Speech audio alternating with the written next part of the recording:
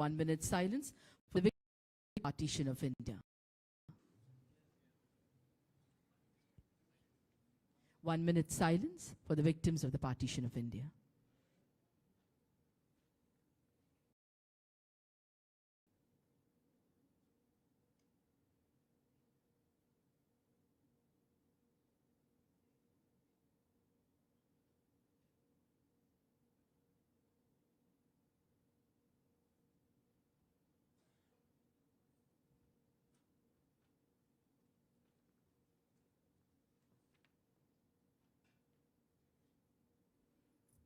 Thank you.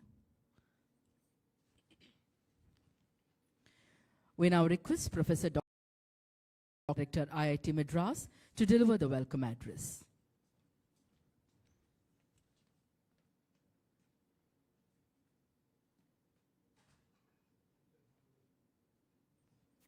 Respected Honorable Governor of Tamil Nadu and all dignitaries on stage and all the invitees to today's Partition Horror Remembrance Day. I am very thankful to the Raj Bhavan for selecting IIT Madras Research Park as the venue, because today is something every citizen, every youth, every child of our country must understand what is the significance of this particular event, especially what peace means to the world, what are the amount of sacrifice that our forefathers, the great freedom fighters have done, and the troubles, the agony that they have undergone to get today's freedom. I think these are very, very important for us to remember, for us to understand, and very importantly, try to safeguard that freedom that our forefathers have got and do great things to our country, and that will be the great return gift that we may give, or the return thanks that we can extend to the great freedom fighters of our country. So I'm very thankful again, and I'm sure this particular event will remain in your heart, whatever we are going to see, whatever we are going to listen today, and that will motivate us, make us understand about patriotism, make us understand about our nation, understand the importance of democracy, understand the importance of peace. I take this opportunity also to tell the youth, as a director of IIT Madras, the top institution in our country, that this is very, very important for us to orient ourselves so that by 2047, the Viksit Bharat, which our Honorable Prime Minister is dreaming about, our country must be a knowledge supreme nation, a technology supreme nation.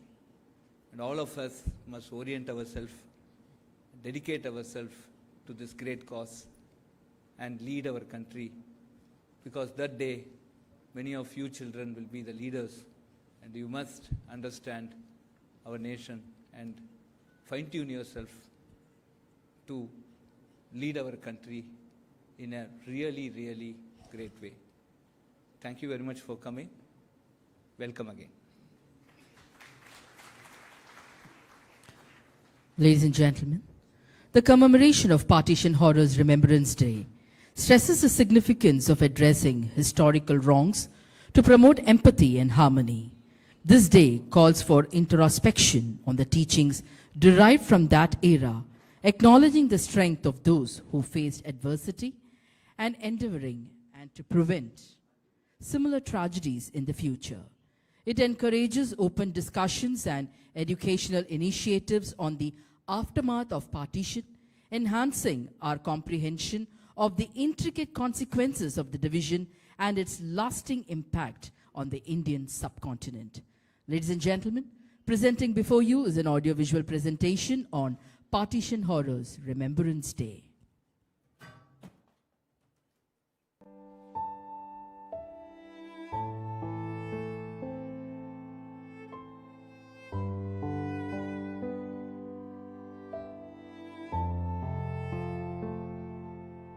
பிரிவினையின் கொடூரமான வழிகளை மறக்கவே முடியாது. இரக்கமற்ற வெறுப்புணர்வாலும் வன்முறையாலும் நமது சகோதர சகோதரிகள் இடம்பெயர்ந்ததோடு பலர் உயிரையும் இழந்தனர். நமது மக்களின் போராட்டங்களையும் தியாகங்களையும் நினைவு கூறும் வகையில் ஆகஸ்ட் 14ஆம் நாள் பிரிவினை கொடூரங்களின் நினைவு தினமாக கடைபிடிக்கப்படுகிறது என்று பிரதமர் திரு நரேந்திர மோடி இந்நாள் குறித்து கூறுகிறார். இந்தியாவை துண்டாடியது மட்டுமல்லாது நம்பிக்கை சார்ந்த மதத்தின் அடிப்படையிலான வன்முறை பிரிவுக்கு காரணம் என்பதோடு இது சகவாழ்வு திடீரென முடிவுக்கு வந்ததை பற்றிய கதையாகும். தேச பிரிவினை கொடூரங்களின் நினைவு தினம் குறித்த பின்னணியை நாம் விரிவாக காணலாம். 1947 பிப்ரவரி 20 அன்று பிரிட்டிஷ் பிரதமர் கிளெமெண்ட் அட்லி பிரிட்டன் நாடாளுமன்றத்தில் ஒரு அறிவிப்பை வெளியிட்டார். அதில் 1948ஆம் ஆண்டு ஜூன் 30ஆம் தேதிக்கு முன்பாக அதிகாரத்தை இந்தியர்களிடம் ஒப்படைக்கவும் இந்தியாவை விட்டு வெளியேறவும் பிரிட்டிஷ் அரசு முடிவு செய்துள்ளதாக அவர் அறிவித்தார். அதற்கான நடவடிக்கைகளை லார்ட் மவுண்ட்பேட்டன் மிக விரைவாக மேற்கொண்டார். 1947 ஜூன் 2 அன்று நடைபெற்ற வரலாற்று சிறப்புமிக்க கூட்டத்தில் இது தொடர்பான திட்டம் ஏற்கப்பட்டது. அகில இந்திய முஸ்லிம் லீகின் கூட்டத்தில் பிரிவினை கோரும் தீர்மானம் கிட்டத்தட்ட ஒருமனதாக நிறைவேறியது. அதாவது பிரிவினைக்கு ஆதரவாக 300 வாக்குகளும் அதற்கு எதிராக 10 வாக்குகளும் கிடைத்தன. தீர்மானம் நிறைவேற்றப்பட்டதை ஜின்னா பத்திரிகையாளர்களிடம் அறிவித்தார். எனினும் முஸ்லிம் லீகின் பல தலைவர்கள் பாகிஸ்தானை கிழக்கு மேற்கு என்று 2 பிரிவுகளாக பிரிக்க விரும்பவில்லை. இந்த யோசனை சரியானது அல்ல என்பதை காலம் உணர்த்தியது. பாகிஸ்தானின் கிழக்கு பகுதி 1971ஆம் ஆண்டில் பங்களாதேஷ் என பிரிந்து புதிய நாடாக உருவாக வேண்டிய கட்டாயம் ஏற்பட்டது. வைஸ்ராய் மவுண்ட்பேட்டன் 1947ஆம் ஆண்டு ஜூன் 4ஆம் தேதி அன்று புதுதில்லியில் ஒரு வரலாற்று சிறப்புமிக்க செய்தியாளர் கூட்டத்தில் உரையாற்றினார். முன்பு தெரிவிக்கப்பட்ட காலத்திற்கு ஏறக்குறைய ஓராண்டு முன்னதாகவே அதிகாரத்தை ஒப்படைக்கும் திட்டத்தை அவர் அறிவித்தார். இதனால் பல கேள்விகள் எழுந்தன. மிக முக்கியமாக மக்கள் தொகை பரிமாற்றம் பற்றிய கேள்விகள் எழுப்பப்பட்டன. இதற்கு வைஸ்ராய் மவுண்ட்பேட்டன் பதில் கூறுகையில், தனிப்பட்ட முறையில் இதை மக்களின் இடமாற்றத்தை நான் பெரிதாக பார்க்கவில்லை. இயல்பாக குறைந்த அளவில் இடமாற்றங்கள் ஏற்படும். மக்கள் தங்களாகவே தங்களது இருப்பிடங்களை மாற்றிக்கொள்வார்கள் என்றார். ஆனால் அவரது இந்த கருத்து ஒரு தவறான மதிப்பீடு என்பதை காலம் உணர்த்தியது. பிரிவினையின் விளைவாக 1,30,00,000க்கும் அதிகமான மக்கள் இடம் மாற வேண்டிய கட்டாயம் ஏற்பட்டது. 1946 மற்றும் 1947ஆம் ஆண்டுகளில் இந்தியாவின் சில பகுதிகளை உலுக்கிய வகுப்புவாத கொடூரமானது. அந்த வன்முறையின் தன்மை மக்களின் வாழ்க்கையை அளிப்பதோடு மட்டுமல்லாமல் மற்ற குழுக்களின் கலாச்சாரம் மற்றும் பண்பாட்டு இருப்பை ஒழிக்கவும் முயன்றது. பல நூற்றாண்டுகளாக அதே சமுதாயங்கள் கூடி வாழ்ந்த அதே பகுதிகளில்தான் இந்த வன்முறையின் கொடூரம் வெளிப்பட்டது. பஞ்சாபுடன் ஒப்பிடும்போது மேற்கு வங்கத்தில் மக்களின் இடப்பெயர்வு மற்றும் மறுவாழ்வு பல ஆண்டுகளுக்கு தொடர்ந்தது. அதிகாரிகள் நெருக்கடியை குறைத்து மதிப்பிட்டதுடன் அகதிகளை திருப்பி அனுப்பவும் முயன்றனர். கிழக்கு வங்கத்திலிருந்து குடியேறியவர்களுக்கு நிவாரணம் வழங்க மறுத்துவிட்டனர். பிரிவினையின் போது பெண்கள் பெரும் துன்பத்திற்கு ஆளானார்கள். பிரிவினை மற்றும் அதன் அதிர்ச்சி பற்றி அவர்களது அனுபவம் ஆண்களின் அனுபவங்களை விட மிகவும் மோசமானதாக இருந்தன. அவர்களில் பலர் கடத்தப்பட்டு பாலியல் பலாத்காரம் செய்யப்பட்டனர். பலர் விபச்சாரத்திற்காக விற்கப்பட்டனர். பலர் தங்கள் மதத்தை மாற்றிக்கொள்ளவும் தங்கள் குடும்பத்தினரை படுகொலை செய்த ஆண்களையே திருமணம் செய்து கொள்ள வேண்டிய கட்டாயத்தில் உட்படுத்தப்பட்டனர். பல இடங்களில் குடும்பத்தின் மானத்தை காப்பாற்றுவது என்ற பெயரில் அந்த பெண்களின் சொந்த குடும்ப உறுப்பினர்களே அவர்களை கொல்ல முயற்சித்தனர். இந்திய அரசு 33,000 பெண்கள் கடத்தப்பட்டதாக அறிவித்தது. பாகிஸ்தான் அரசு 50,000 பெண்கள் கடத்தப்பட்டதாக மதிப்பிட்டது. பிரிவினையின் போது இந்துக்களும் சீக்கியர்களும் அனுபவித்த துயரங்கள் அவர்கள் இந்தியாவில் குடியேறிய நீண்ட காலத்திற்கு பிறகும் அவர்களின் நினைவுகளில் நீங்காமல் நீடித்தன.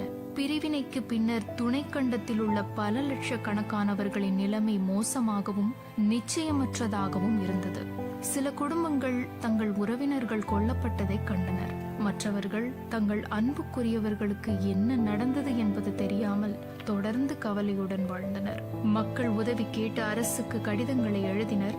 இருப்பினும் மனிதாபிமான நெருக்கடியை சமாளிக்க அரசு போராடியதால் பெரும்பாலான கடிதங்களுக்கு பதிலளிக்கப்படவில்லை. இருந்தபோதிலும் காணாமல் போன தமது உறவினர்கள் கண்டுபிடிக்கப்படுவார்கள் என்ற நம்பிக்கையையும் எதிர்பார்ப்பையும் மக்கள் சுமந்து கொண்டே வாழ்ந்தனர். பிரிவினையின் கொடூரத்தில் தங்கள் வாழ்வை இழந்து இடப்பெயர்வால் ஏற்பட்ட வலியை அனுபவித்த பல லட்சக்கணக்கான இந்தியர்களுக்கு வீர வணக்கங்கள்.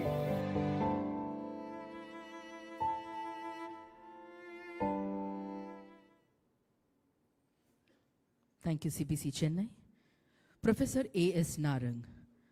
Professor Amarjit Singh Narang, retired professor of political science and former registrar at Indira Gandhi National Open University, did his master's and PhD political science from University of Delhi. With 45 years of experience as a teacher and researcher, he taught courses from BA to PhD levels at Delhi University, JNU and IGNOU, and in institutions and universities abroad.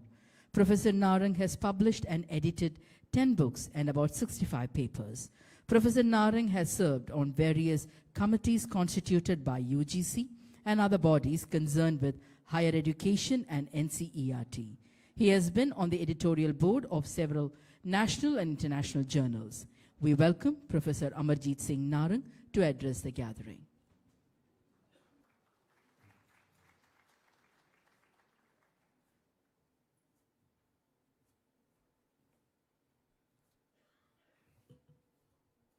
Thank you. Your Excellency, Honorable Governor of Tamil Nadu and Chair of this meeting, Thiru J.K. Arora, IAS, Thiru Sanjeev Sanyal, Thiru R. Kirlosh Kumar, IAS, Professor V. Kamakoti, ladies and gentlemen. Time with me is very short, therefore I'm skipping all the formal niceties and coming straight to the issue. You have just now seen in somewhat detail the horrors and a little background of why partition and how partition helped. Okay. I'm sure Shri J.S. Arora himself, an eyewitness and a victim of that horror, will you tell about these horrors in much detail. I am, as a background of my presentation, which is primarily on fixation of responsibilities, I'm starting with recapitulation of these events in a very brief time. Now, as you have already seen, there was lots of migrations here and there. Not I'm going to much detail, but just a little bit of data. As for various studies, data from refugee camps and census, total number of migrants on both sides is estimated over 12 million people. According to 1951 census of India, 2% of India's population was refugee. This constituted about 1.3% coming from West Punjab to India and 0.7 points from East Bengal to Bengal. So this is from. It is estimated that between 1 to 2 million were slaughtered. Thousands, including children and women, went missing and families were torn out. The women were most tragic victims. They were abducted and raped. Many were forced to convert their religion and marry the very men who might have slaughtered their families. That was the tragedy. To save their honor, many jumped into wells. In addition, their own family members often undertook to kill them. Their own family members killed women to save the honors of the family. I'm not going into detail with the stories too much, and Mr. Arora will tell you much about that because he is the eyewitness.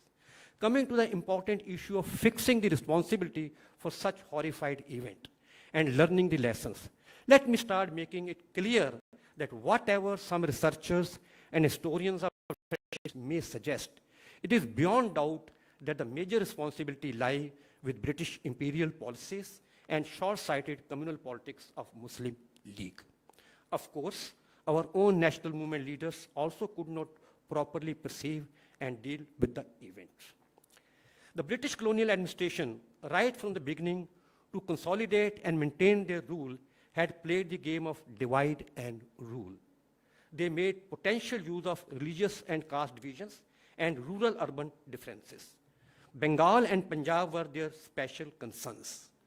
Both these provinces, despite heterogeneous population, were attached to Bengali and Punjabi nationalism as part of broad anti-imperial nationalism. More important, as the time was passing on, Punjab and Bengal was emerging as hubs of revolutionary anti-imperial struggle. Therefore, the Britishers were much concerned. As part of the divide and rule policy, the Britishers in 1905 divided Bengal on communal lines. Of course, they had to reunite it after popular pressure. Then, in 1906, British officials played very open and active role in establishment of Muslim League in Dhaka. This is on what I'm saying is on record. One can check out. I can give you the names also. So, and then throughout, after establishment of Muslim League, throughout during constitutional reforms and the other things, they kept on making policies based on division, both on caste as well as community, making them reservations, separate electorate, etc., etc. So that was what.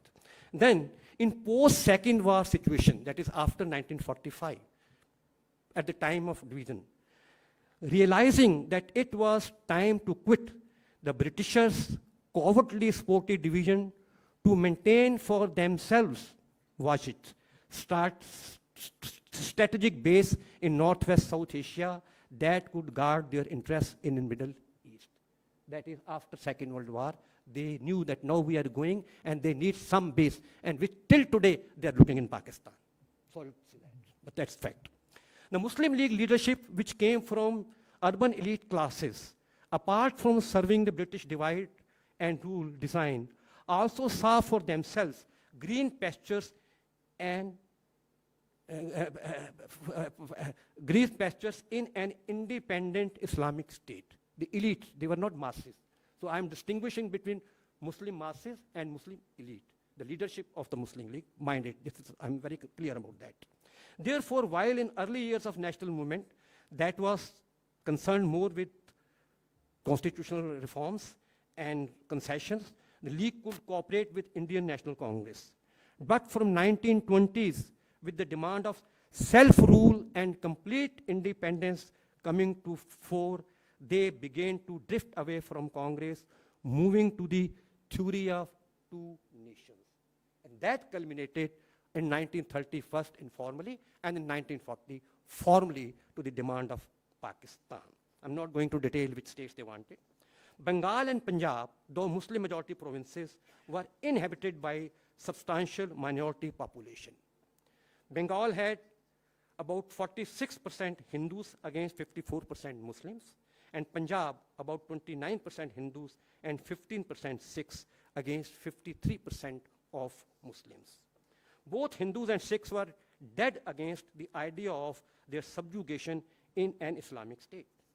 The situation in Punjab was more complex. For Sikhs, it was their homeland and holy land, and also they possessed a normal landed property there. And there also was in a small number compared to other communities. Added to this, it is very important to see this point, added to this in Punjab, the Muslim League did not have much local support from the Muslims themselves. At that time, the Muslims of Punjab supported the Unionist Party, a coalition of Muslim, Hindu, and Sikh organizations. In 1937 provincial elections, the Unionist Party won 95 out of total 175 seats, including 73 of 86 Muslim seats. The Muslim League won just 2 seats in Punjab. Just 2 seats in Punjab they won. And obviously Unionist Party being a coalition of all three agricultures, was against the demand of Pakistan. In the given situation, in due course, to win mass support for themselves, the Muslim League raised the cry of Islam in danger. It became theocratic movement rather than a political movement. So it was primarily to, they resorted to crude religious symbolism to win over the innocent, simplistic rural inhabitants, which naturally most of them were Muslims. The League propagandists used the mosques in the countryside as their launching pad, and regular League meetings followed the Friday prayers with Imam's permission. More serious, the League had succeeded in winning over the many peers and Maulvis all over the countryside in Punjab to their cause, and these peers and Maulvis singled out the opponents of the League as infidels, what they call kafirs. The Holy Quran was carried everywhere as an emblem of the League.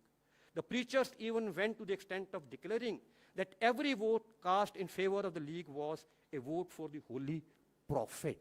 They went up to this extent. In some places, Maulvis and peers preached that those voting against the League would be excommunicated from the religion. That was the seriousness they did. In 1942, with the announcement of Quit India resolution, most of the Congress leaders was put in jail up to 1945. And this gave Jinnah an unchecked field to say whatever he wants. In Jinnah's words himself, the war which no one welcomed proved to be a blessing in disguise. During wartime, the Muslim League was free because all nationalist leaders was in jail. No problem. So the result was astonishing.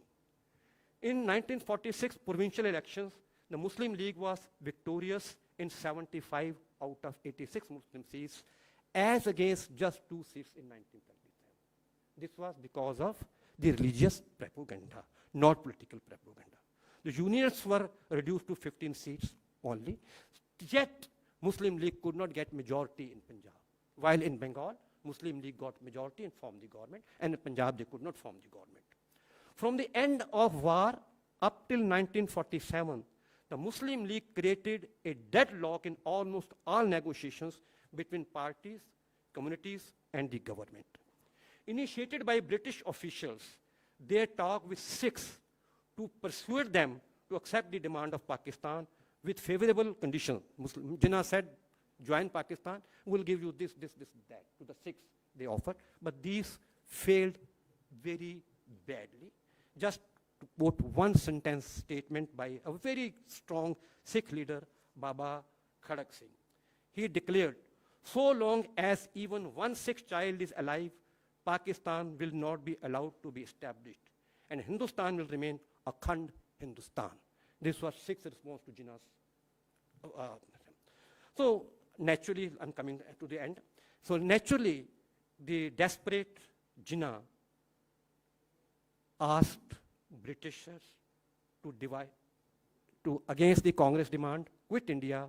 He demanded divide and quit. And he announced 16th August 1946 as Direct Action Day, making a very provocative statement. We will either have a divided India or destroyed India. That was his statement. So on 16th August 1946 was observed Direct Action Day in Calcutta. On that day, 16th August 1946, a huge gathering assembled, and after observing the Direct Action Day, that was addressed by Muslim League Chief Minister Shorawardi, the Muslims on return started attacking Hindus in apparently pre-planned manner. Obviously, next day the Hindus obviously struck back, And during 4 days of violence, about 4,000 persons were butchered and over 11,000 injured. The event is mentioned in history as Great Calcutta Killing 1946. So that was end of everything. The situation almost turned to be a civil war. Congress was left with no choice but to accept partition, and Muslim League and the Britishers were left with no choice but to accept the demand for division of Punjab and Bengal. Mind it, in original design, both Punjab and Bengal were supposed to go to Pakistan because they were Muslim majority provinces. But these were the sacrifices of patriot Hindus and Sikhs in Bengal and Punjab that saved these significant parts of these two provinces for India. And for this sacrifice, they paid the price which you have just now read. I'm not going to repeat it. Just in one line, I'm concluding. Although some scholars question, while previous communal riots had been deadly, the scale and level of brutality during the partition massacres were unprecedented. There are numerous eyewitness accounts. Mr. Arora will just tell you now of maiming and mutilation of victims. The catalog of horrors include the disemboweling of pregnant women, the slamming of babies' heads against brick walls, the cutting of the victims' limbs and genitalia, and displaying of the heads of corpses. So that was the situation which we forced.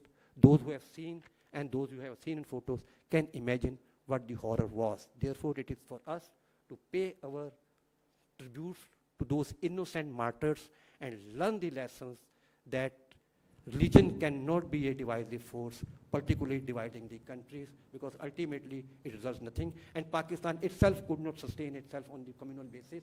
Ultimately, in 1971, the same Muslims asked for a separate country from Pakistan.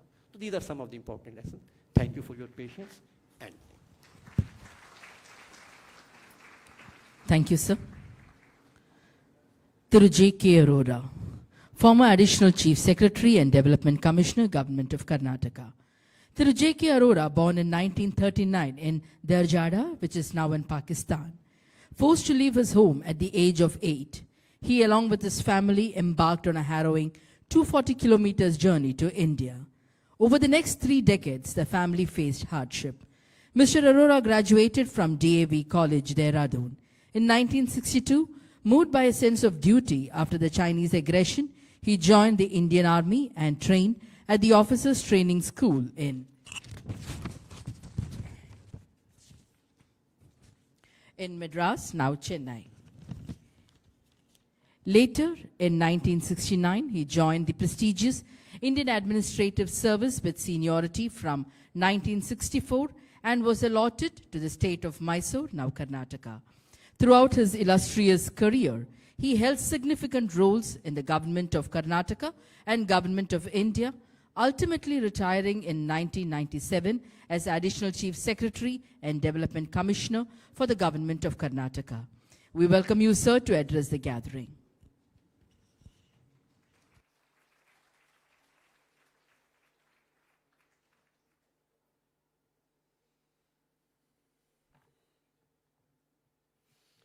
Excellency, Governor of Tamil Nadu, Shri R.N. Ravi ji, Shri Sanyal ji,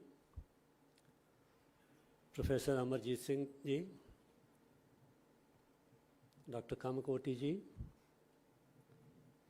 Shri Kirlosh ji, and Shri Palnichami ji, distinguished guests, esteemed faculty of IIT Madras, dear students, ladies and gentlemen.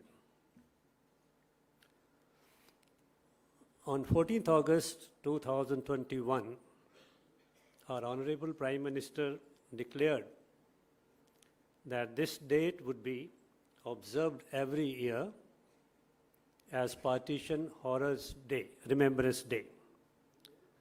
That was to remind the nation of the suffering and sacrifice of millions during 1947.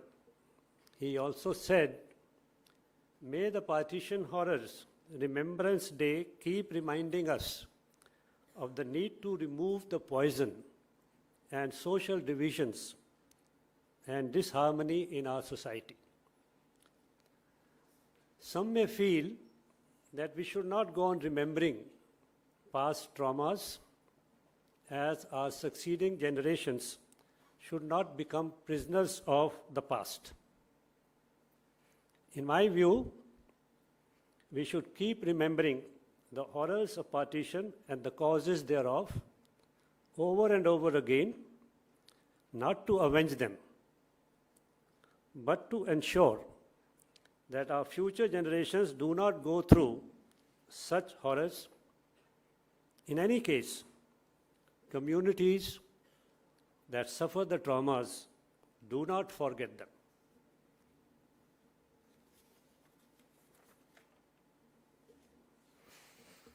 As they get transmitted from generation to generation, both genetically and through history, sometimes even through our very being, like I'm standing before you. The real question is not whether we remember, but how we remember. We can remember in a way that breeds resentment, or in a way that builds compassion, resilience, and unity. Objective of observing the Partition Horrors Remembrance Day has been clearly spelled out by our Honorable Prime Minister himself. He was obviously aware of the need to remove the poison of social divisions and disharmony in our society, for which perhaps he thought partition was one of the mainly responsible event. For the responsibility of that event is primarily because of the division of India. The partition was one of the largest forced migrations in human history, marked by massacres, displacement, and unimaginable human suffering. About 15 million people were uprooted, an estimated 1 to 2 million were killed, and lakhs were found missing. They were never accounted for. Women were abducted, raped, humiliated, and in many cases, they took their own lives to protect their honor. Today, I wish to share, not as a student of history, but as a survivor, what my family endured for almost 3 decades after partition. I would also like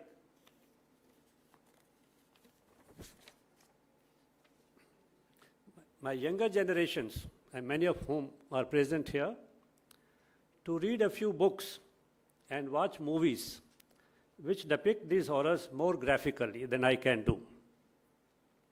I was 8 years old, living in a small village called Doordarshan in Sargodha district in West Punjab, which is now in Pakistan. As children, we knew little of independence or borders. Until one day, my father told us to pile brickbats on the rooftop because they were expecting some trouble to come, and we should be prepared for that. Soon thereafter, in a couple of days, we were rushed into a truck and we headed to Sargodha town, which was the district headquarters and considered a little safer than the village. Our relatives and friends from surrounding villages also joined us because they were also fleeing from the turbulence and the trouble that they were facing in those villages. With great difficulty and with the help of one of my father's friends, Mr. Firoz Khan Noon, who later on became the Prime Minister of Pakistan also, we managed to get a special goods train consisting of open wagons, not a normal passenger train, which is normally used to transport heavy materials like iron and steel, for all our friends and relations numbering about 500. Unfortunately, during the short journey of about 240 kilometers from Sargodha railway station to Atari, our first railway station on Indian borders, I lost one of my elder brothers in transit and a cousin.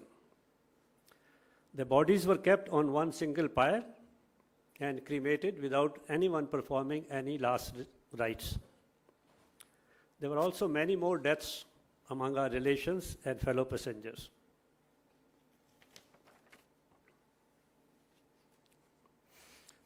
Our elders were quite sure that things will settle down soon and we'll go back to our village back in Pakistan. But seeing, and with the passage of time and seeing the massacres that was taking place of the people who were traveling to and fro between India and Pakistan, they realized that it may not be possible for them to go back. We were now faced with the question of finding a place for settling down. We initially camped at various open spaces, railway platforms, and under the trees.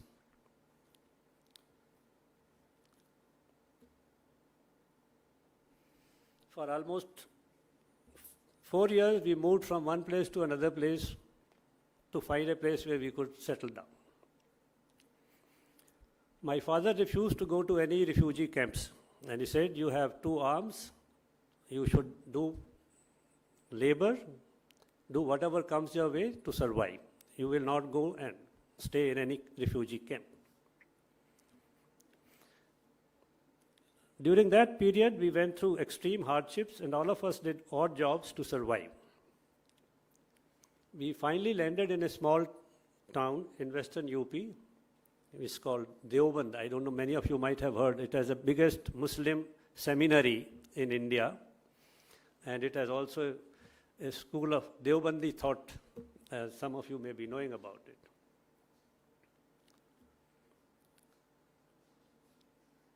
We lived in a very small house with no electricity, no water for almost over 2 decades. We survived. That's why I'm here before you.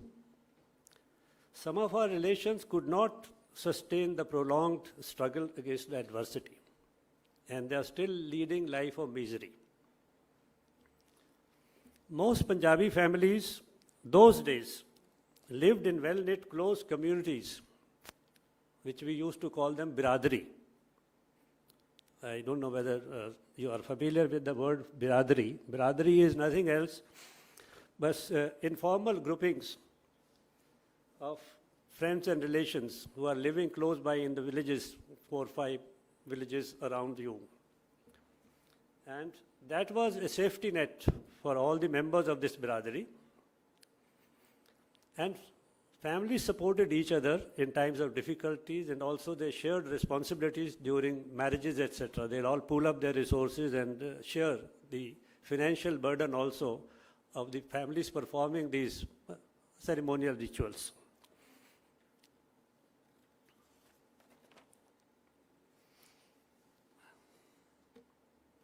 And that is perhaps the reason that we all came together in one single train, 500 members of our brotherhood. After coming to India, we continued to be in touch with each other for a long time, for many, many years. Even though when they were living in different cities of northern India and elsewhere. Unfortunately, with the departure of senior members of this brotherhood, the brotherhood itself disintegrated, and now each one is for himself. We have now become almost rootless families. Whenever I meet my brothers and sisters, we invariably talk about our days of hardships and how we could cope up with those challenging times. We have never felt any anger against anyone or blamed anyone for those traumas, but we have also not forgotten them. I hope that our children and grandchildren will not carry the burden of our traumas, but communities and the nation do not and should not forget such horrors. Unfortunately, we as a nation are still going through the sufferings caused mainly by the partition. While remembering the horrors of partition, I am also reminded of the kindness of some of our Muslim friends who escorted us to safety from our village to Sargodha city. In fact, almost 200 able young Muslim men, armed with whatever they could, with lathis and swords or whatever, they escorted all our Hindu and Sikh families from our village to the safety of the district headquarters, which was about 20 kilometers away, to ensure that we are not attacked en route by the Muslims there was all disturbances going on. So we can't forget this. And also we can't forget the help given by Mr. Firoz Khan Noon, who arranged a special train for us. I'm sure there were many Hindus in India who would have similarly helped their Muslim friends during their emigration to Pakistan. I'm sure there were many stories about them also. The two nations theory that Hindus and Muslims cannot live together in one country as they are separate nations was the main reason for division of India. This has had lasting impact on the relations between India and Pakistan. I think India has disproved this theory because Indian Muslims do not wish to leave India as they enjoy equal rights and opportunities like other citizens of India. On the contrary, look at Pakistan, which not only broke into two nations in 1971, but what they have done to their own countries, particularly to their minorities. The manner in which borders between the two countries were decided and the lack of proper planning to ensure that migration of populations and their rehabilitation in their new countries was done in an orderly manner were to a large extent responsible for the horrors and sufferings. The problem of Kashmir is another legacy of the partition, which continues to be the cause of hostile relations between our two countries. Your generation, bright minds of IIT Madras, will shape the India of 2047, our centenary of independence. The India you build must be one where differences are not erased but respected, where diversity is not a weakness but a strength, where political debate never crosses the line into social rupture.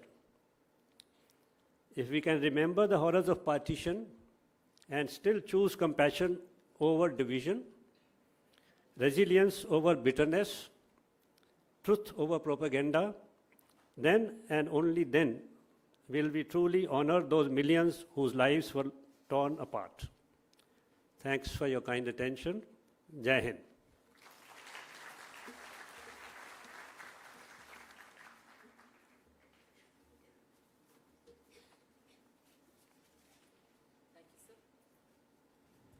Thank you, sir.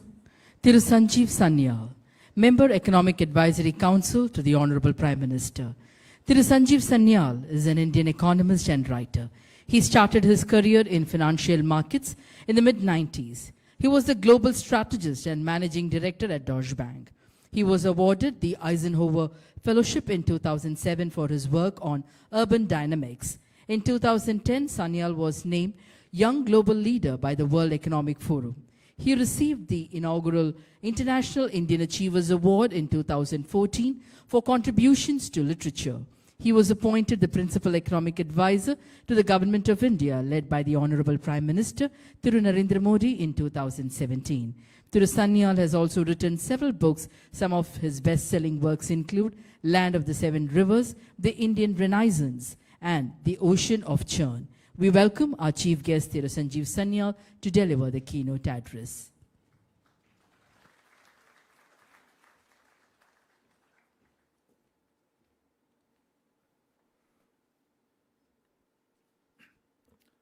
Good afternoon, friends, ladies and gentlemen.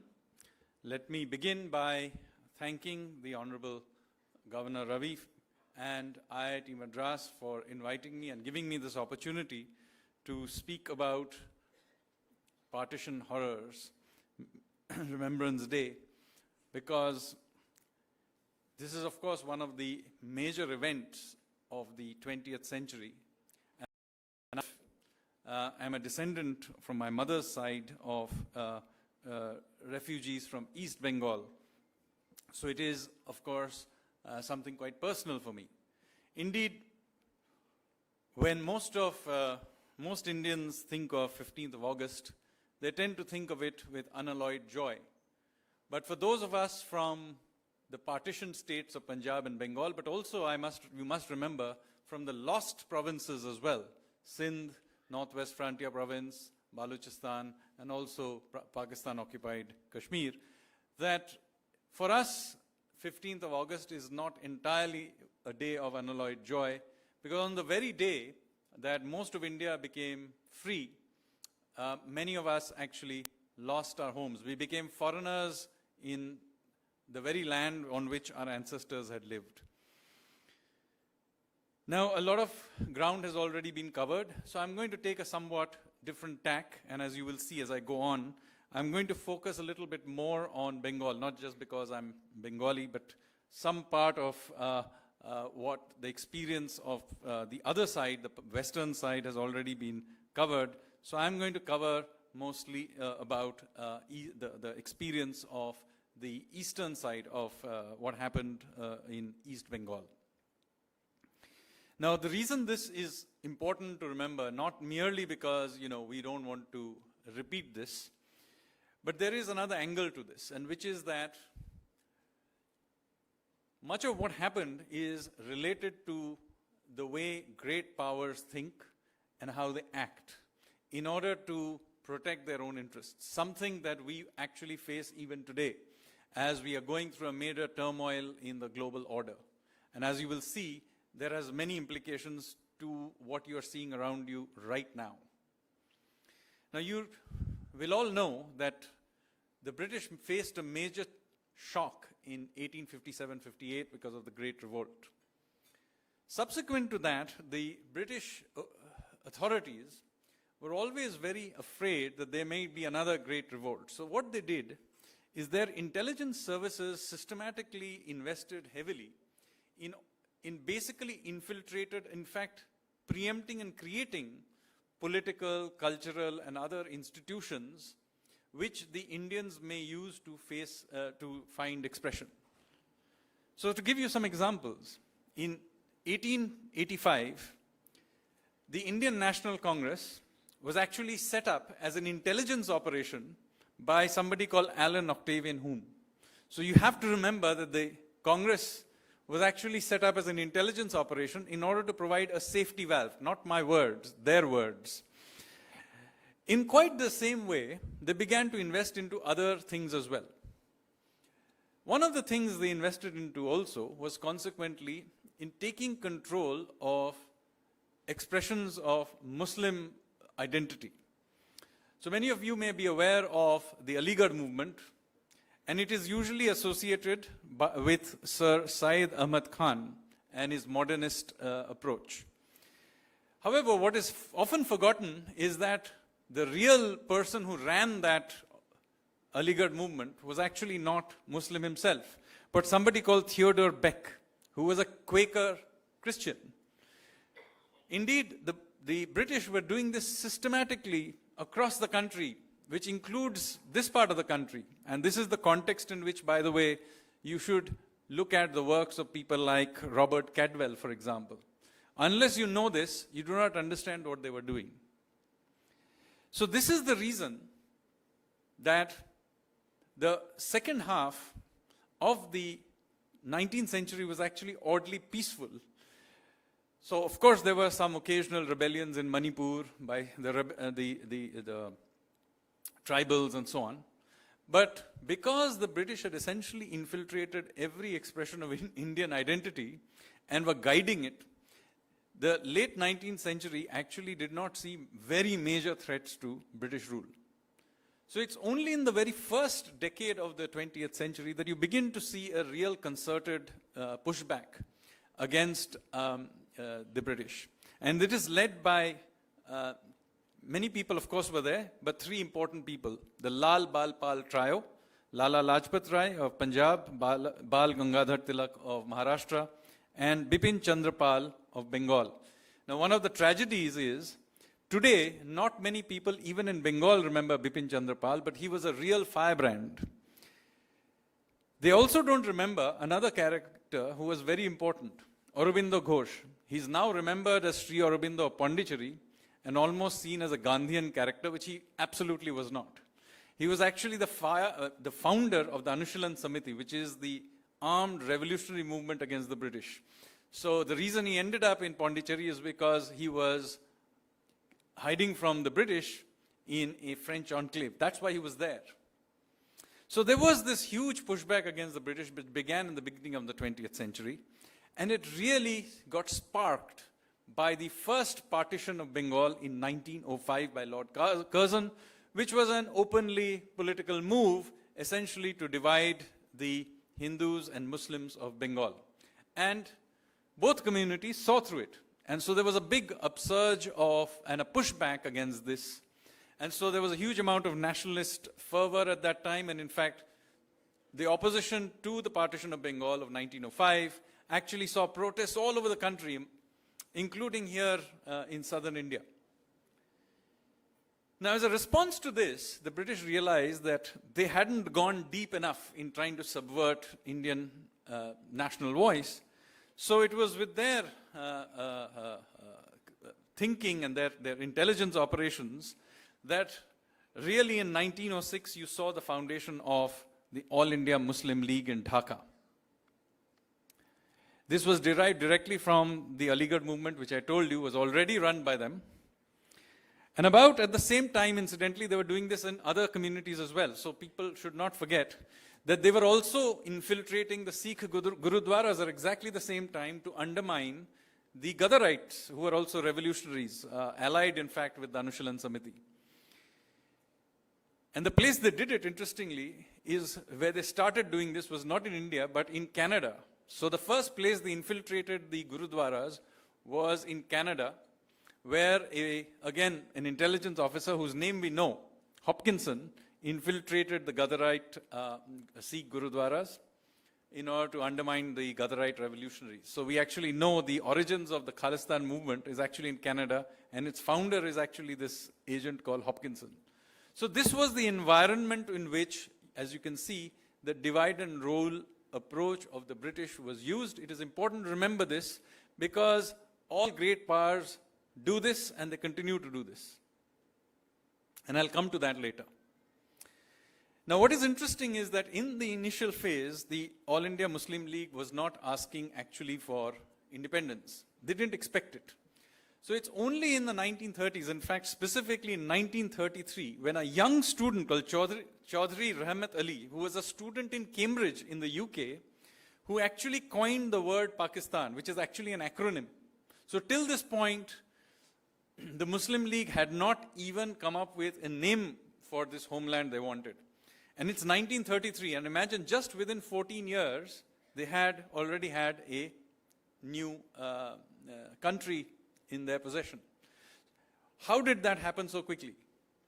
And it happened because of the circumstances of the end of the Second World War. You have to know exactly what is going on, otherwise you won't understand why the British did what they did with partition. You see, even in 1945, the Muslim League did not seriously think they would actually get a separate country. But what was happening is that at the end of the Second World War, the Allies were under tremendous pressure to send all their soldiers back. So the British soldiers, Australian soldiers, American soldiers, all wanted to go home. They were, millions of them had come out of giving up their careers and whatever they would do, become soldiers, fought for 5 years, they were tired, they wanted to go home. And here in Asia, what happened is that as these Allied soldiers began to go home, they left behind a huge area in the control of professional soldiers of the British Indian Army. So, everything from Egypt, across the Middle East, through the Indian subcontinent, of course, through Burma, the Malay Peninsula, later became Malaysia, through what became Indonesia, but was then called the Dutch Indies, East Indies, through Vietnam, in fact, even part of Japan, was actually controlled by the British Indian Army. But there was a problem. The problem was that there was always a hint that there may be a huge rebellion in this British Indian Army. And this became a serious issue when the soldiers of the Indian National Army were put on trial and caused quite a stir. Because remember, during the war, nobody knew about the Indian National Army because of a blackout on information. And in this sort of charged up environment, there were a number of revolts. One of them, of course, began to happen in Indonesia, where you begin to see Indian soldiers actually switch over, in some cases, to the Indonesian side. But the big revolt that happened was actually in Bombay, called the Great Naval Revolt of 1946. In February of 1946, there was a huge revolt. 20,000 sailors of the the Royal Indian Navy revolted, took control of ships, and it became quite apparent to the British that they were going to lose control of the Indian Armed Forces. And remember, throughout all of this, they are scared that Subhash Chandra Bose may turn up suddenly and take control of the whole thing. Why is this an issue? Because you see, they were scared that they may have defeated the Japanese and the Germans, but if the British Indian Army got a proper leadership, they would have effectively gifted to India a gigantic empire, going from Egypt all the way through to Vietnam. So they were really scared at this point, and then of course this revolt happened. So it's in the middle of the Royal Indian Navy revolt that the Cabinet Commission on Indian Independence was announced. But of course they were very, very clear throughout this that they couldn't possibly leave behind a united India and a united Indian armed forces. So, not surprisingly, they began to encourage the Muslim League to demand even more strongly division of India. And so, just a few months after the Royal Indian Navy revolt, this is in August of 1946, Jinnah called for Direct Action Day. And he said, and you heard a previous speaker talked about, he said, threatened that if it was not going to be a divided India, it was going to be a destroyed India. Now remember this language in the context of what very recently General Munir just said in the US. It's the same language, the same thinking. It's not by chance. This is exactly the same thinking process going on even today. Now, I'm going to carry on past independence, the partition. But before I get there, remember what happens within a few days of Jinnah's Direct Action Day call. On 16th of August, the most senior-most Muslim politician in Bengal, Suhrawardi, basically makes a very inflammatory series of speeches and essentially lets loose a series of massacres. This leads to several days of massacres in Kolkata called the Calcutta Killings, the Great Calcutta Killings, in which between 4,000 and 10,000 people get killed. This triggers a series of other massacres, most notably in Noakhali, as some of you may also know. So by this point, very quickly now, the atmosphere had got poisoned to such an extent that it became quite obvious that there was no choice but to have a partition. Now, while Suhrawardi was doing all of this, the question is, what were the Hindu leaders of Bengal doing? This is also very interesting. Now, who were the most senior Hindu leaders in Bengal? One was Sarat Bose, who was Netaji's elder brother and a famous person in his own right. Sarat Bose, interestingly, was given the offer by Suhrawardi that they could somehow, instead of going into Pakistan, create an independent Bengal in its own right. This is now completely forgotten out of your textbooks, but this was the offer the Suhrawardi made to Sarat Bose, that we will not join, Bengal will not join Pakistan or India, but will become an independent country with Sarat Bose as the president and himself as the prime minister. And Sarat Bose, rather than taking up whatever the issues were, particularly the issues that the Hindus of East Bengal were facing, he basically spent most of his time trying to pursue this direction. Similarly, the leader of what we now call the Dalits, but is then more widely called the scheduled caste community of Bengal, Jogendranath Mandal, he actually largely sided, interestingly, with the demand for Pakistan. And in return for that, he actually became the first law minister of Pakistan. So, ironically, when partition happened, of course, there was a big exchange of population, but in Bengal, a sizable population of Hindus continued to live in East Bengal. So, unlike in Punjab and the western side, there was no neat exchange of population. A significant Hindu population continued to live there. And of course, as I said, Jogendranath Mandal was the law minister and projected himself as kind of the leader of the Hindus in Pakistan. But within a couple of years, he realized what a bad situation it was, because the riots continued, and he himself resigned and actually came away to India, leaving behind the Hindus, particularly the scheduled castes, who he claimed to be the leader of, to be essentially slaughtered in East Bengal. And this has continued to this day. So through the 50s and 60s, large numbers of riots happened. My own family, by the way, who lived in Kushtia, did not come away in 1947, but in fact in the 1950s. And one branch of the family actually continued to live there till 1970-71. And so this, instead of there being one sort of sudden partition, in the eastern side it was a gradual and very painful thing. So when people say that, 1 or 2 million people, actually it is much more, because you have to take into account what happens later, particularly in what happens in the run-up to the 1970-71 war, where the West Pakistan Army carried out series of massacres in East Bengal. 10 million, I repeat, 10 million Bengalis came as refugees into India. 3 million were killed. And the bulk of that, by the way, were Hindus, although some Muslims were also a part of that. But the bulk of that were Hindus. So this continued partition pain in the eastern side has continued after that. So what was at partition 28% of the population of East Bengal was Hindu, has today now dropped to only 8%, but they're still there, 8%.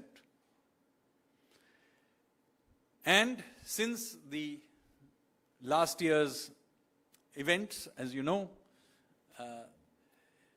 and the taking over of the country by the army-backed regime, an Islamist regime, as most of you will be aware of Chief Advisor Yunus, the condition of the Hindus in East Bengal has become very, very bad.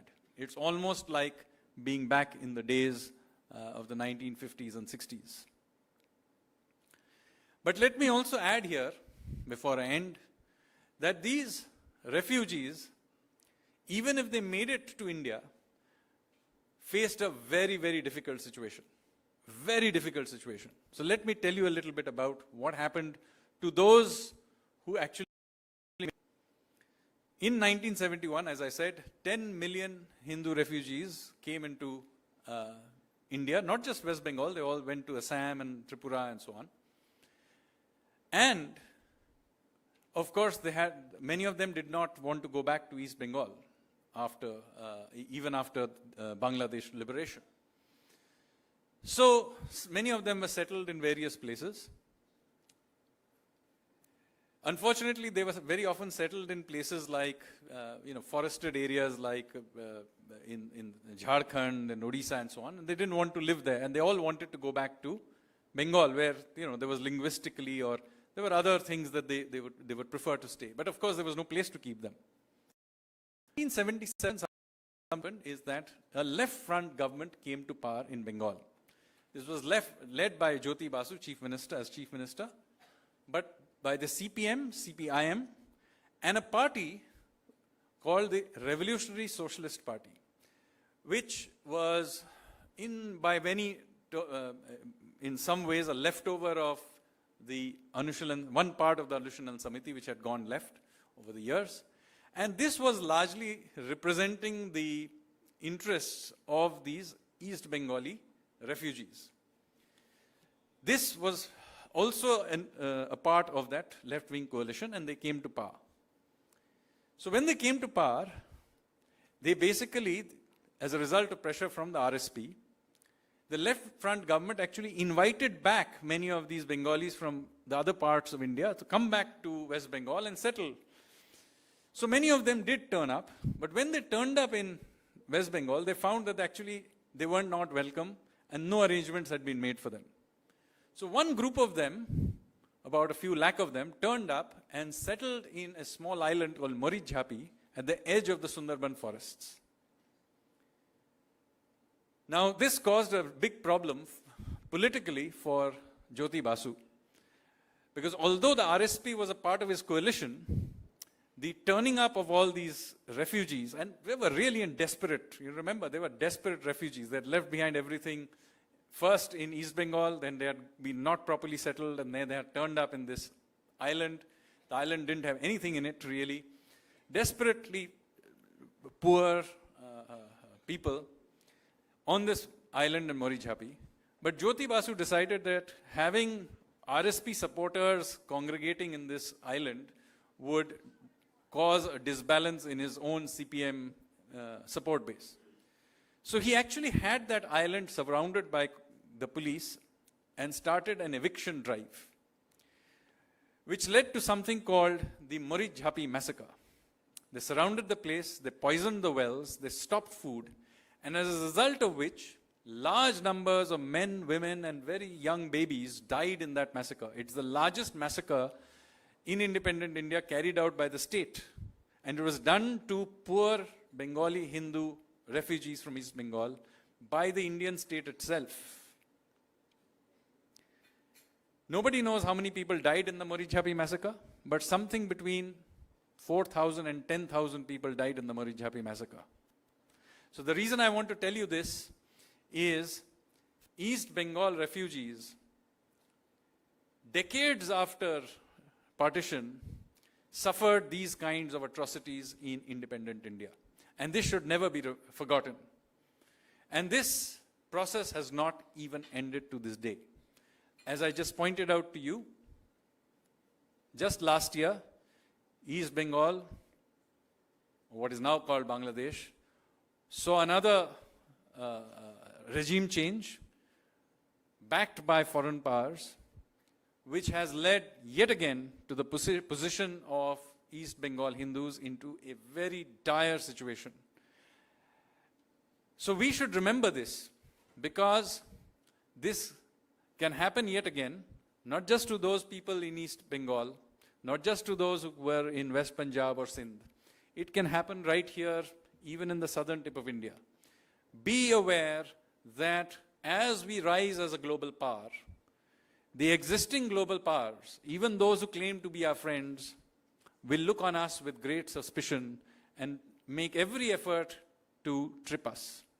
So we have to remain united, and we have to remain very, very suspicious of those who try to divide us. Thank you very much. Jai Hind. Thank you, sir. Ladies and gentlemen, we now humbly request the Honorable Governor to felicitate our eminent guest speakers. The Honorable Governor will now felicitate our Chief Guest, Thiru Sanjeev Sanyal, Member, Economic Advisory Council to the Honorable Prime Minister, amidst a good round of applause.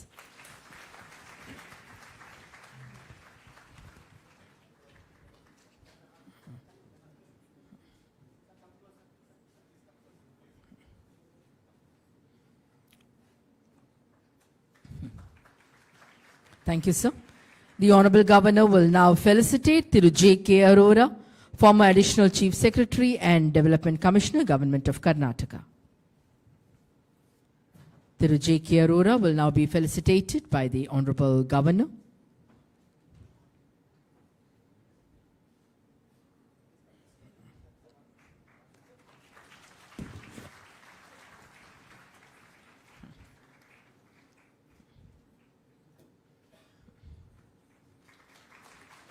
Thank you, sir. We now request the Honorable Governor to felicitate Professor Amarjeet Singh Narang, retired Professor of Political Science and former Registrar at Indira Gandhi National Open University. Thank you, sir. Ladies and gentlemen, the Honorable Governor will now felicitate the cultural team led by Thiru J. Kamaraj, IAS Director, Central Bureau of Communication, whose performance on partition horrors will be witnessed by us within a short while from now. Good round of applause.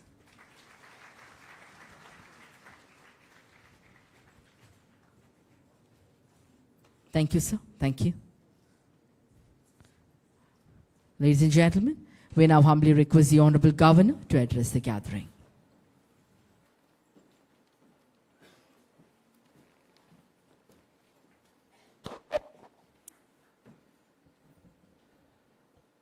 Distinguished dignitaries on the dais, all the eminent citizens present here, and my dear young friends, students.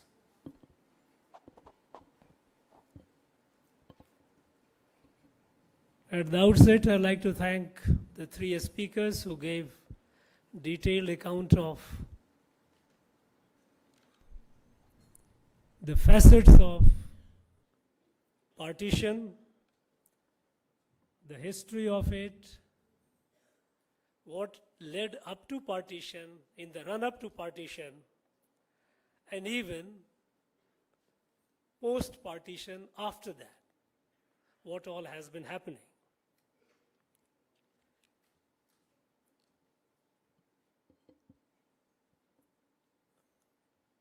Friends,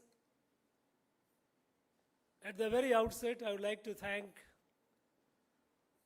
the Honorable Prime Minister for thinking of it as starting a Remembrance Day about an event that was so shattering. Never in the history of Bharat, over 5,000-year history of Bharat, such a thing had happened. 20 to 30 lakhs people were massacred.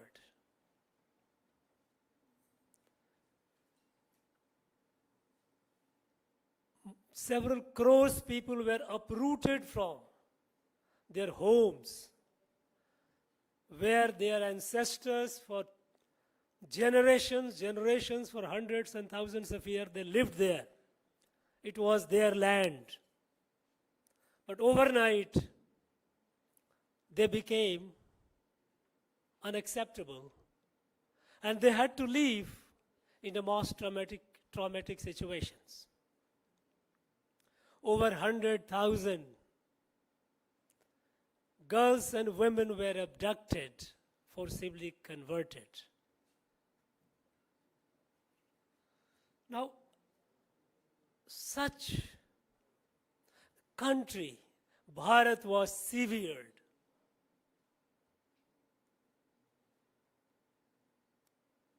Now, what could be more significant to remember than such an event. You know, friends, the country or society, those who do not remember their tragedies, they will be condemned to repeat it again and again. Look at China. When the British annexed the Hong Kong for trading opium in 1839-40,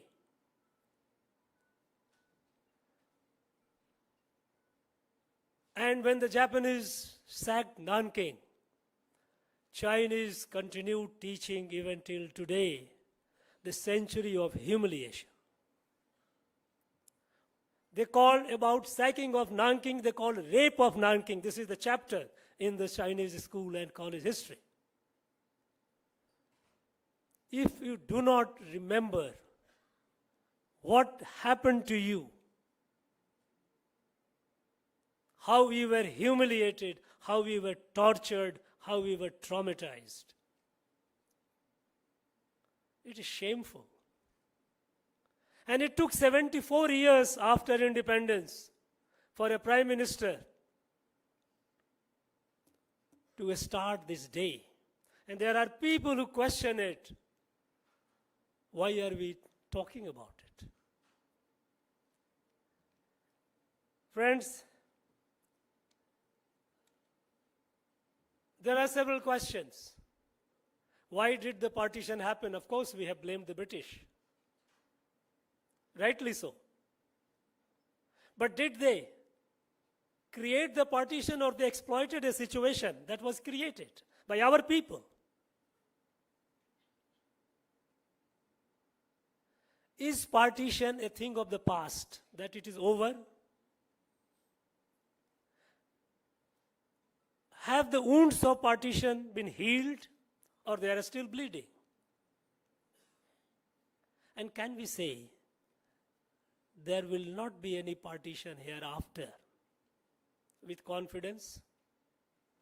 Now, these are very relevant questions. Why did the partition happen? It's very easy to say, okay, British did it. Yes, they exploited a situation. But we had a set of people here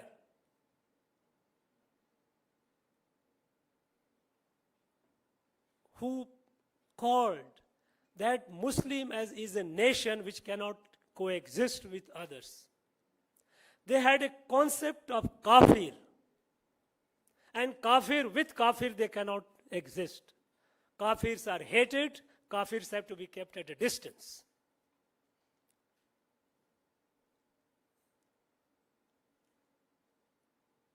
Now, what happened, how tragic it was, we saw this, a small clipping. We also heard the living witnesses and those who were descendants of the victims. Friends, while it is important to remember such a tragic incident in our history, nation's history, which never happened in our 5,000 years of civilization, because Bharat was built on a philosophy that we are all members of a family. Vasudhaiva kutumbakam, mama atma sarva bhuta atma. We are all members of one family.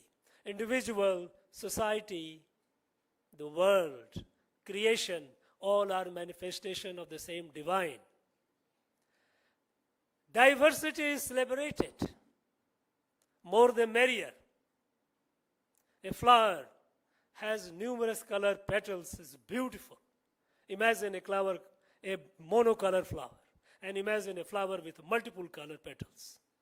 This is Bharat. This is the organizing principle of Bharat, which built it, sustained it for over 5,000 years. And when somebody comes, a set of people comes with a notion of others, that kafirs and non-kafirs, this is a poison poison in the body polity or body social of Bharat or body culture of Bharat.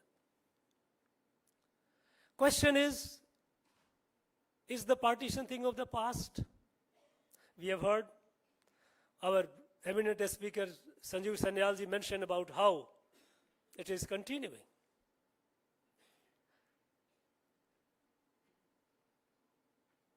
What happened to those who at the time, those who were uprooted and they somehow managed to escape? At that time, they came, they suffered a lot for generations, for decades, but at least they were accepted as Indian citizens. But what happened thereafter? Time and again, both from the east and the west, and more from the east, waves after waves, when persecution happens of non-Muslims, they all came in hordes. Be it 65, 71, 1992, even last year.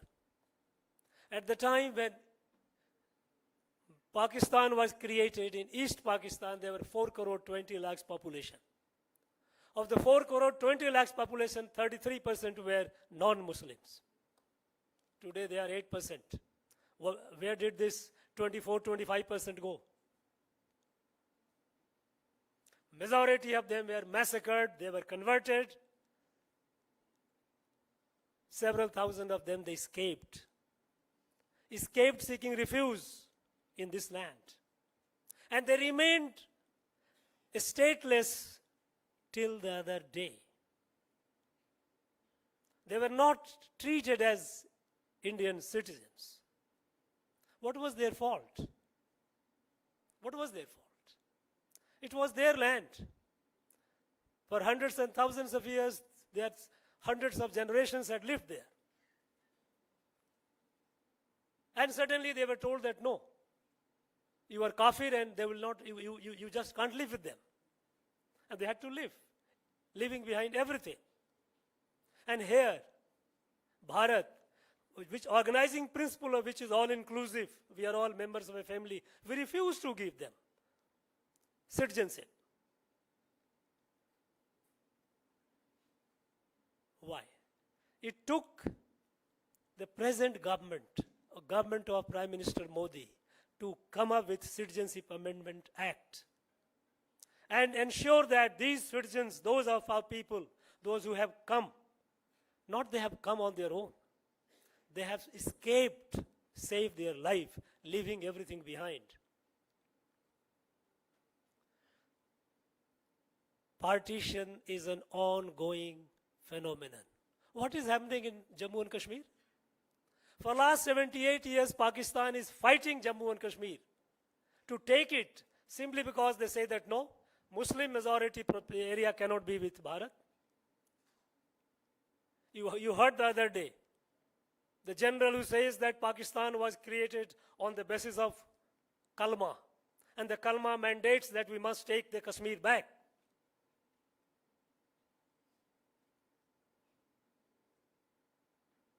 And what happened when Pakistan captured, and they were allowed to capture and retain POK? 15 lakhs Hindus and Sikhs, those who were there in POK. What happened to them? Mirpur and other areas were completely massacred. Nearly 1 lakh of them, they came somehow, escaped to Jammu. When they escaped to Jammu, till the other day, they remained homeless. They couldn't buy a piece of land. They were members of Jammu and Kashmir, undivided Jammu and Kashmir. Their only fault was that they were not Muslims. Their children were not allowed to get a job in Jammu and Kashmir state government. They had no ration card. They couldn't buy land. They lived in the most terrible conditions. Why? What was their fault? And what the governments were doing? Just for the sake of vote through appeasement, governments after governments have been denying the reality, which has brought this whole situation to a pass where our people have difficulty in even remembering why should, and they have audacity to ask, why are we talking about it?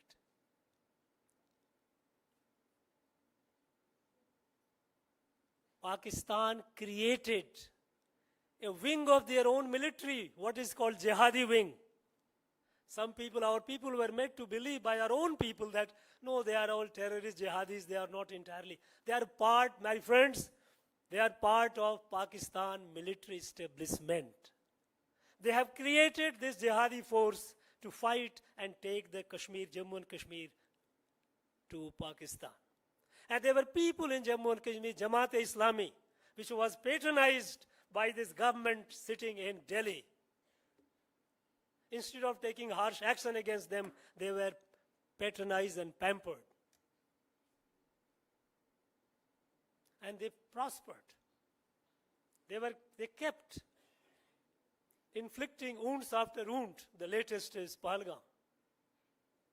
But times have changed. When Pahalgam they got the taste of it through Operation Sindoor. And I don't think they will ever be in the same mind do it.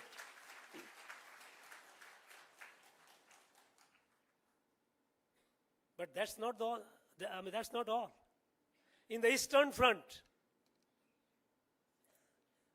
East Bengal, East Pakistan and Bangladesh, they have always looked upon entire eastern part of Bharat as their Lebensraum, as their natural living space.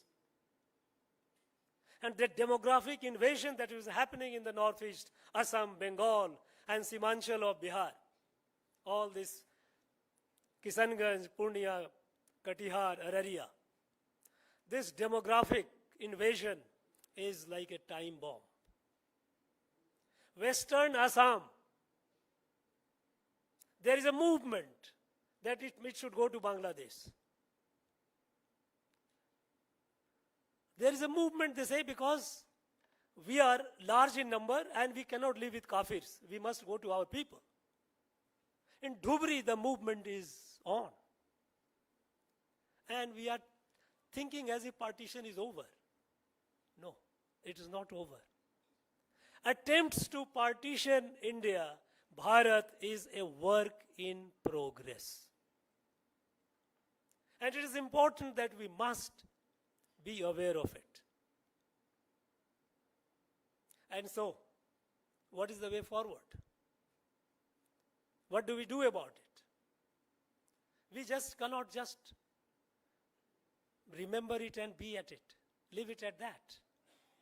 We have to take certain steps.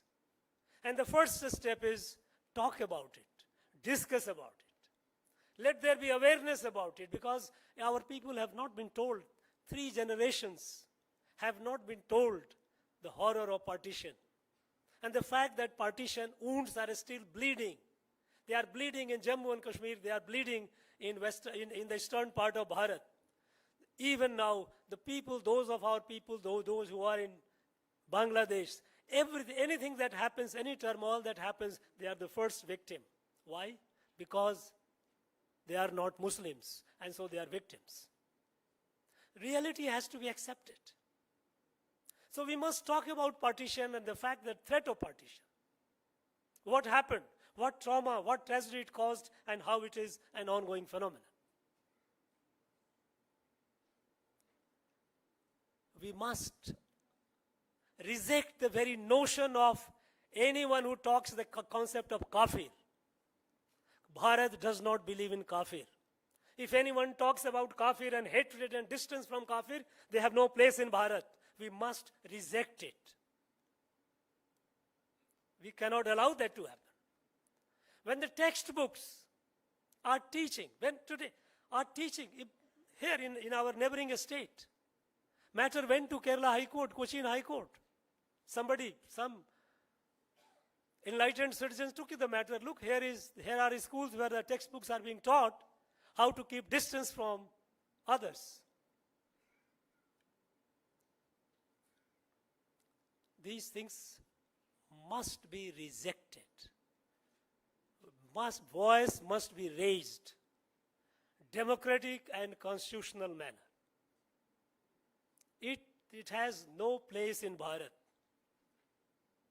Those who say that Sharia is above the Constitution of India, they have no place in Bharat. There is no question of any such idea or any such ideology.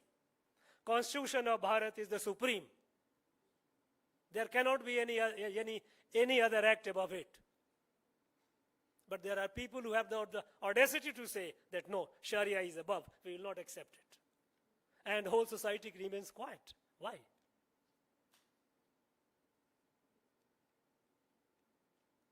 Friends, we also must talk more and more about certain aspects of Constitution that talks about Bharat and where the soul of Bharat rests.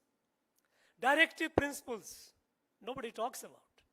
Fundamental duties, which talks about nation, nationalism, freedom movement, values of freedom movement, national song, national anthem, national flag, nobody talks about. Fundamental rights, everyone talks about. Entire jurisprudence of Bharat, High Court to Supreme Court, almost 75 to 80% is only about fundamental right. Nobody talks about fundamental duties. Nobody talks about directive principles. It is the directive principles that where the soul of Bharat lies, is the fundamental duties which can protect the soul. We must talk. We must discuss. Unfortunately, even in law colleges, I have met many young lawyers. I have visited law university. I'm a chancellor of law university. I have been visiting the law colleges. They just draw blank about it. Directive, I'm not here, yes, there is a directive principle. No. I think we cannot let this situation continue. Today, we have problems. We have threats. Threats external and internal both. External, we know on both sides. East and the West, there are both the countries. They believe that they must grab the part of Bharat. Eastern flank wants to take away Assam, Bengal, and Simachal, Bihar. And West, of course, Jammu and Kashmir. They will not succeed, that's a different matter. But we cannot just leave the entire responsibility to our armed forces. As a citizen, it is our responsibility to be conscious, to be aware of it, to be alert about it. So we must talk about partition, must talk about the horror of partition. We must talk about the bleeding wounds of partition, which is bleeding even today. We must talk about the ongoing attempts at partition. We must take pride in who we are. And those advices, those directions are there in the directive principle and fundamental duties of our Constitution. There are viruses within as well. Those who are dividing us in the name of caste, creed, language, region, they are weakening our immunity. One says that no, we will have a homeland separate. Other is weakening the immunity of our body. We read in the newspaper that some senior leaders of a neighboring state has felt very bad about it. How can you talk about partition and horror of partition? I can understand his pains because he believes in an ideology that doesn't believe in a nation, that Bharat is a nation. For him and his people, there are only two kinds of people in the world, rich and poor, and they must continue fighting with each other. That's all. They have no concept of nation. So when you talk about nation and partition of a nation, it's something which is absurd to him. He would not like that to happen, to people to talk about it. So I think this day it is a solemn day. It's a day with somber remembrance and taking cognizance of how things are today, so that we can be safe tomorrow. And as we know that as our country is rising, till 10 years back, there was no problem. Now there is a problem. Till 10 years back, the whole world was condemning us. India, not actually condemning, but they were pitying us, looking at us as the marginal people. Bharat, India will not grow economically. India will grow only at Hindu rate of growth. That is how they will grow. Today, for the last 5 years, when Bharat is the fastest growing large economy, and when we have 11th, 10th, 11th, we have come to the 4th, and we are going to be the 3rd largest economy. When the world is looking at us, especially the global south looks at Bharat as their voice, many people, many countries would not like it to happen. Now we have, it is our duty, to remain united, to ensure that Constitution is respected, constitutional values are supreme, universal brotherhood, Vasudhaiva Kutumbakam, that the principle that we have adopted is our soul. And we must make Bharat a Viksit Bharat, a self-reliant Bharat in the next 2 decades. That's the only way. And that is a place and a commitment that we must take on this day. I'm sure our young people will do it. They are already doing it. If the country is rising today, it's rising on the power of the youth, power of the women. It is their power which is catapulting us from nowhere to somewhere high and mighty in the sky.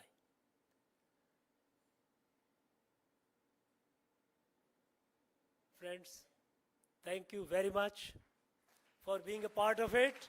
And I would expect that hereafter we must do it in all the institutions every year. And that way I will see that universities and colleges, they do it hereafter. They will do it. Thank you very much. Jai Bharat. We now request the Honorable Governor and the distinguished dignitaries on dais to join us in witnessing the cultural performance by Central Bureau of Communication.